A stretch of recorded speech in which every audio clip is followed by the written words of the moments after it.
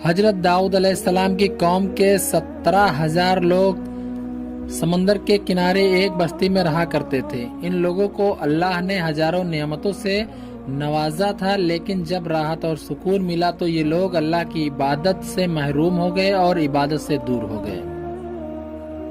اللہ کی مخلوقات پہ ظلم کرنے لگے تو اللہ نے ان کو خبردار کیا کہ ہفتے میں ایک دن تم لوگ مچھلیوں کا شکار نہیں کرو گے۔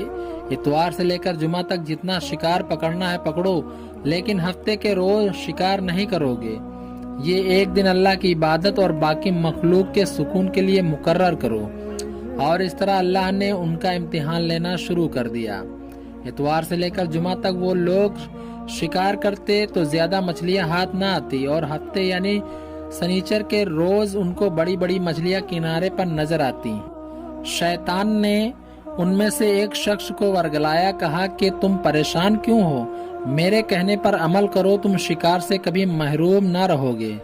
تو اس شخص نے شیطان کے بہکاوے میں آ کر ہفتے والے روز چپکے سے ڈوری میں کانٹا لگا کر چھوڑ دیا، اور شیطان نے کہا تم اس مچھلی کو اتوار کے روز نکالنا، اور اس طرح اللہ کا حکم بھی باقی رہے گا اور ہفتے کے روز بھی تمہارا شکار ہو جائے گا۔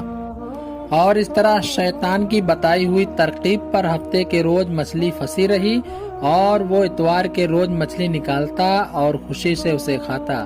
جب آس پاس کے لوگوں نے پوچھا، ان کو بھی یہ ترکیب بتانے لگا، اور پھر یوں اس قوم نے سراسر اللہ کی نافرمانی شروع کر دی۔ وہ لوگ ہفتے کے دن جال ڈال دیتے اور اتوار کو مچھلیاں نکال لیتے، یہاں تک کہ کچھ لوگوں نے سمندر سے نالیاں نکال کر چھوٹے چھوٹے گڈھے بنا کر چھوٹے چھوٹے تالاب بنا دیے، تاکہ ہفتے کے دن مچھلیاں ادھر آ جائیں اور ہم اتوار کو انہیں نکال لیں۔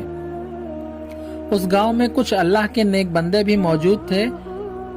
کہتے کہ یہ جو تم چالاکی کر رہے ہو، تمہیں کیا لگتا ہے اللہ ان سب سے انجان ہے؟ بے شک اللہ ہر بات کی خبر رکھتا ہے۔ اور کہتے ہیں کہ یاد رکھنا، یہ جو تم ہفتے کو جال بچھا دیتے ہو اور مچھلی نکال لیتے ہو، ہفتے کے دن پھنسی مچھلی ہفتے کا ہی شکار کہلائے گی۔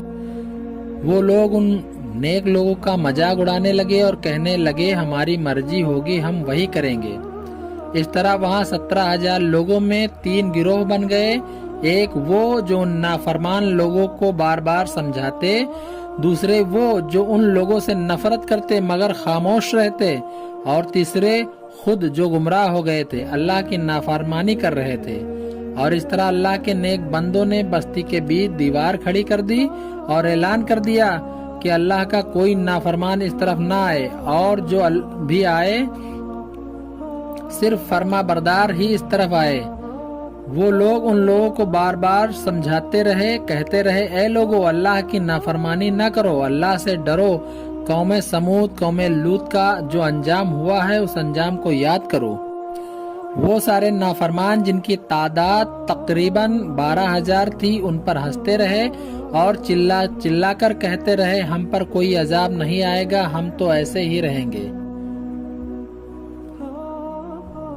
بس پھر کیا تھا، جیسے ہی وہ لوگ 2 حصوں میں بٹے، ایک وہ جو اللہ کے نافرمان تھے، دوسرے وہ جو اللہ کے فرما بردار تھے اور دیوار کے اس طرف تھے۔ وہ نافرمان بندے جو دیوار کے اس طرف تھے وہ ساری رات ہنستے رہے اور ان فرما برداروں کا مذاق اڑاتے رہے، اور وہ اللہ کے خاص بندے اللہ سے اپنے اور ان کے لیے معافی مانگنے لگے۔ اور پھر جیسے ہی صبح ہوئی، اللہ کے نیک بندے جیسے ہی صبح کو سو کر اٹھے، انہوں نے محسوس کیا کہ دیوار کے اس طرف کوئی آواز نہیں آ رہی، اور جیسے ہی وہ نیک بندے دیوار کے اوپر چڑھ کر اس اور دیکھنے لگے تو کیا دیکھتے ہیں کہ وہ اللہ کے نافرمان سارے کے سارے ان کی شکل بندر کی جیسی ہو چکی ہے، اور بندروں کی حرکت کو وہ انجام دے رہے تھے۔ اور ان کے جو بھی رشتہ دار نیک لوگوں کی طرف تھے، انہوں نے اپنے رشتہ داروں کو ان کو کپڑوں سے پہچان لیا۔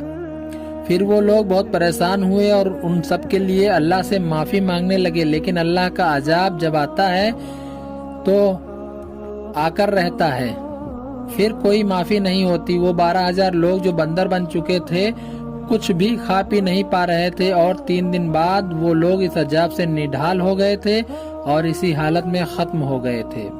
بے شک اللہ ان کو پسند نہیں کرتا جو اللہ کی نافرمانی کرتے ہیں۔